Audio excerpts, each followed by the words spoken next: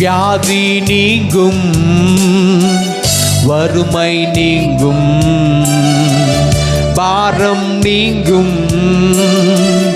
உம் பாதத்தில் வியாதி நீங்கும், வறுமை நீங்கும், பாரம் நீங்கும்.